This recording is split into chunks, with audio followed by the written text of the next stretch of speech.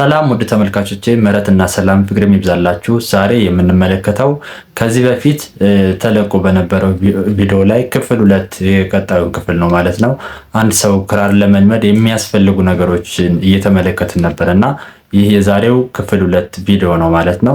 በዛሬው ቪዲዮአችንም የተወሰኑ አስፈላጊና ወሳኝ ነገሮችን አንስተን እናጠቃልላለን። እስከ መጨረሻው ድረስ እንድትከታተሉ በአክብሮት ጋብዛለሁ።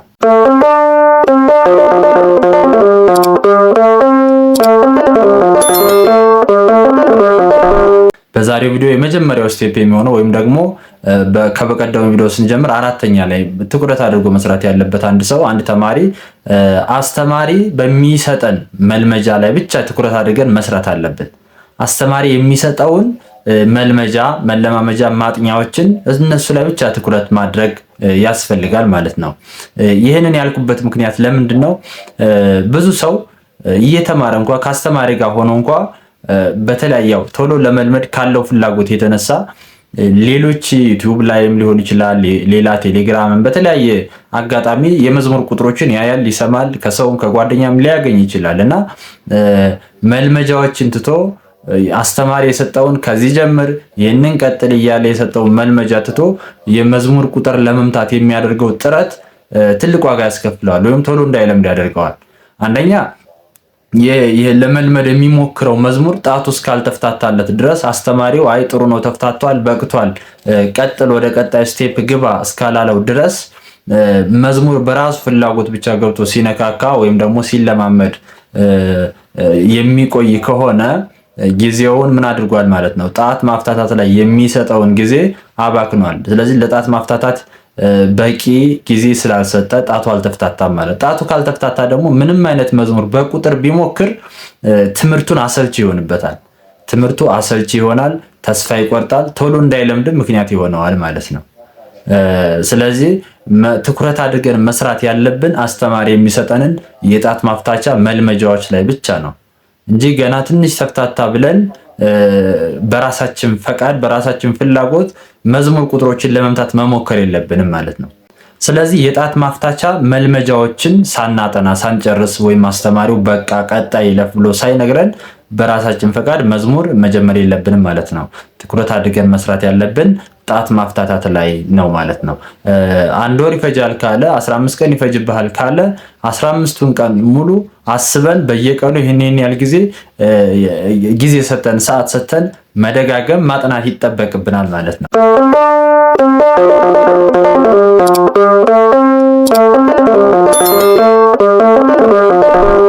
ጣታችን በበቂ ሁኔታ አልለመደልንም ማለት ደግሞ ቀጣይ ስቴፕ ላይ ለምናደርገው ልምምድ ቀጣይ ስቴፕ ገብተን ስንለማመድ ጣታችን አክቲቭ ሆኖ በደንብ ላይነሳልን፣ ላይንቀሳቀስ፣ ላይታዘዝልን ይችላል ማለት ነው።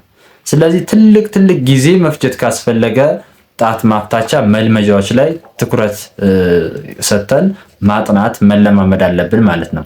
ያው ጣት ማፍታቻ ጣታችን እንደለመደ እንዴት እናውቃለን የሚለው አስተማሪም ያውቀዋል፣ ራሳችንም ይታወቀናል፣ አመታታችን ያስታውቃል ማለት ነው። እና ከዚህ በፊትም የሰራሁት ቪዲዮ አለ፣ እሱን መመልከት ይቻላል። ጣታችን እንዴት እንደተፍታታ በነገራችን ላይ የሚሰጡ መልመጃዎችም ምናልባት እንደኔ የምሰጣቸው ወይም ለተማሪዎች የማወጣቸው መልመጃዎችም የጣት ማፍታቻ መልመጃዎች በራሳቸው ጣታችን እንደተፍታታ የሚያሳዩ ናቸው። ጣታችን በራሳቸው እንደተፍታታልን ራሱ ያስታውቃል። ስለዚህ ምልክቶች አሉ። ጣታችን እንደተፍታታልን መልመጃዎችን እንዳጠናን በደንብ ያስታውቃል። ጣታችን ላይ የሚታዩ ምልክቶች አሉ። እነርሱ ነገሮች እኛ ላይ አይታዩ ማለት ነው። ወይም ሳናጠና ስንቀር ወይም በደንብ ካልተፍታታ ጣታችን ላይ የሚያሳየው ምልክት አለ። ካጠናን ደግሞ ያስታውቃል ማለት ነው ጣታችን። ከዛ ከጣታችንም አልፎ አእምሯችን ላይ ራሱ የሚሰማን ስሜት አለ።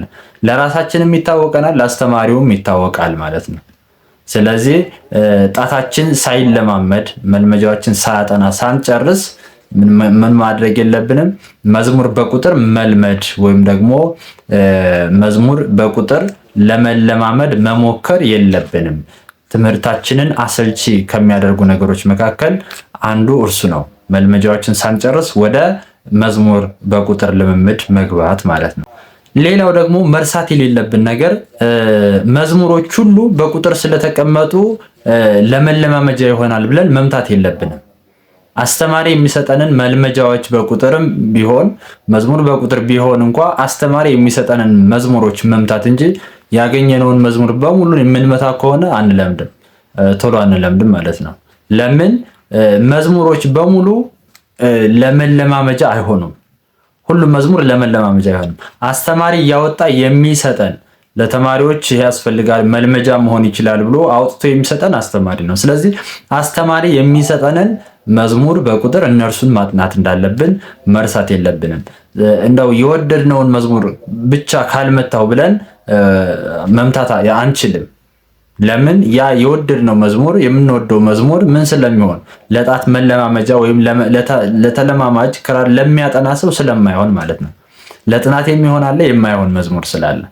ስለዚህ አስተማሪ የሚሰጠንን በቁጥር ስንመታ እንኳ አስተማሪ የሚሰጠንን መዝሙሮች ብቻ ነው መምታት ያለብን እንጂ ባገኘነው አጋጣሚ ሁሉ ይህንን ካልመታው ብለን መሞከር የለብንም ማለት ነው።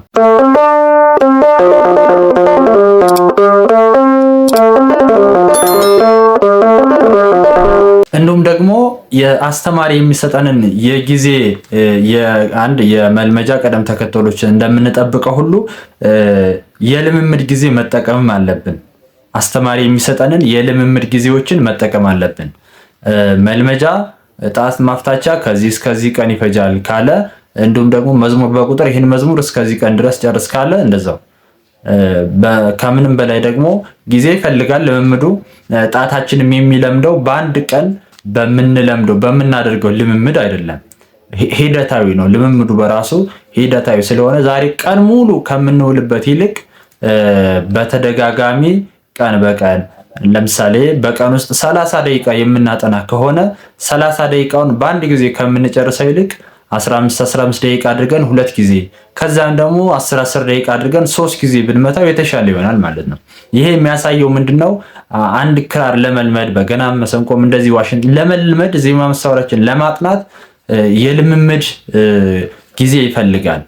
ብዙ ሰዓት ስለሰጠነው ሳይሆን የልምምድ ጊዜያችን ድግግሞሹን ነው የሚፈልገው ጣታችን ማለት ነው። እና ድግግሞሹን 1 ወር ይፈልጋል ከተባለ በየቀኑ ብንመታው የተሻለ ነው። በሳምንት ብዙ ሰዓት ከምንሰጠው በየ2 ቀን በየ3 ቀን እያቋረጠን ከምናደርገው ይልቅ ተከታታይ ያለው ልምምድ ቢኖር ቶሎ እንድንለምድ ያደርገናል ማለት ነው። ዛሬ ያደረግነው ልምምድ ነገ ብንደግመው የተሻለ ያስታውሳል። አእምሯችንም ጣታችንም የማስታወስና የመልመድ እድሉ ፈጣን ይሆናል ማለት ነው። ሌላው ደግሞ አንድ መርሳት የሌለብን ነገር ጣት ማፍታታትም ላይ ቢሆን እንኳ ክራራችን የተቃኘ መሆን አለበት። በተቃኘ ክራር ልምምድ ማድረግ አለብን። እንደው ጣት ለማፍታታት ክራሩ ቢቃኝም ባይቃኝም ችግር የለውም፣ ምንም ችግር የለውም ጣት ለማፍታታት ማለት ነው። ነገር ግን በተቃኘ ክራር ሲሆን ምንድነው ጥቅሙ? አእምሯችን ላይ ዜማውን እያወቅነው እየተለማመድነው እንድንሄድ ያደርጋል። የትኛው ጣት የትኛው ቁጥር የትኛው ጣት ምን አይነት ዜማ እንዳለው በጣታችን ልምምድ ሂደት ውስጥ ምን አለ አእምሯችን እየመዘገበ ይሄዳል ማለት ነው። 1 ቁጥር ያለው ዜማ፣ 2 ቁጥር፣ 3ኛ 4ኛ ጣት ያለው ዜማ ምን እንደሆነ አእምሯችን እየመዘገበው እንዲሄድ ምን ማድረግ አለብን? ሁልጊዜ በጥሩ ሁኔታ በተቃኘ ክራር ቢሆን ይመረጣል። ለምን? ዜማ ለማጥናት ድምጾችን ለመለየት ሌላ የምናባክነውን ጊዜ ያጠፋል፣ ይቀንስልናል ማለት ነው። የምናባክነው ጊዜ አይኖርም ለዜማ ጥናት። ስለዚህ ዜማዎችን እያንዳንዱን ቅኝቶች ለማወቅም ያግዘናል ማለት ነው። አንደኛ ጣታችን እየተፍታታ ነው። ከዛ ባለፈ ደግሞ ዜማውን ሳንፈልግ አእምሯችን ላይ ሴቭ ይሆናል ማለት በቃ አእምሯችን ይለምደዋል። ስለዚህ እሱ ነው ጣታችንና ዜማው እያንዳንዱ ይዋሃዳል። ጣታችንና ዜማው ተዋሃደ ማለት ደግሞ አንደኛ መዝሙር በቁጥር ልምምዳችን ላይ፣ ሁለተኛ ደግሞ መዝሙር በራሳችን መፈለግ ስንጀምር በቀላሉ እንድናገኝና ቶሎ እንድንለምድ ያደርገናል ማለት ነው። ስለዚህ የጣት ልምምድ ላይ እነዚህ በተቃኘ ክራር አድርገን የልምምድ ጊዜ ወስደን የምናጠና ከሆነ በደንብ ጊዜ ሰተን ካጠና ነው መዝሙር በቁጥር ላይ አይከብደንም፣ መዝሙር ፍለጋ ላይ አይከብደንም ማለት ነው። መዝሙር በቁጥር የምናጠናበት ክፍል ሁለተኛ ስቴፕ ይኖራል። አሁን መዝሙር በቁጥር ስናጠና ምንድነው ጥቅሙ?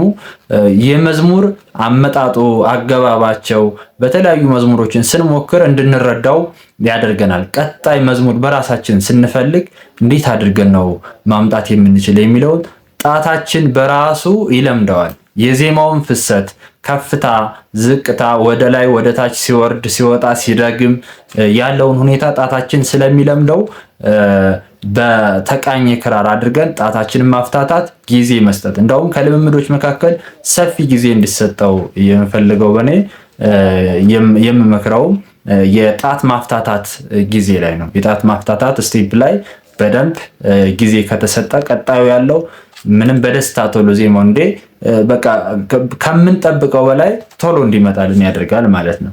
ነገር ግን ብዙ ሰው ይህንን ካለማወቅ ብዙ ሰው የሚሸወደው በምንድን ነው? ቶሎ መዝሙር መጥቶ እንደው አንድ መዝሙር በቁጥር መጥቶ ቢሰማው መታሁ ብሎ መዝሙሩን ራሱ ሲመታ መስማት ስለሚጓጓ አይፈረድም። የሁላችንም ፍላጎት ነው። በእርግጥ የሆነ በቁጥር አግኝተን መዝሙር ስንመታ የሚሰማን ስሜት አለና ያ እንዴት ቻልኩ እያለን ራሳችንን ተስፋ እያደረግን እንድንለማመድ ያደርጋል። ግን ደግሞ ቀጣይነት አይኖረውም። በቁጥር አንድ መዝሙር ከመምታት ይልቅ በቃ ሳንመታ ዋጋ መክፈል ያለብን መልመጃው ላይ መሆን አለበት ማለት ነው። አሁን ያነሳቸውን ነገሮች የምናደርግ ከሆነ ቶሎ የማንለምድበት ምክንያት ምንም የለም። አንደኛ አስተማሪ በሚሰጠን የመልመጃዎች ቅደም ተከተል በእነርሱ መሄድ፣ መዝሙር አስተማሪ ሳይፈቅድልን ወይም አስተማሪ ያልሰጠንን መዝሙር አለመምታት፣ ከዛ ደግሞ በተቃኘ ክራር መጠቀም፣ በተቃኘ ክራር መምታት፣ ጊዜያችንን በተለይ ጣት የማፍታታት ስቴፕ ላይ ድምጾችን የመለየት ስቴፕ ላይ እሱ ላይ ትኩረት አድርገን መስራት አለብን ማለት ነው። እነዚህ ነገሮች ካደረግን ትኩረት ከሰጠን ቶሎ የማንለምድበት ምክንያት አይኖርም ማለት ነው።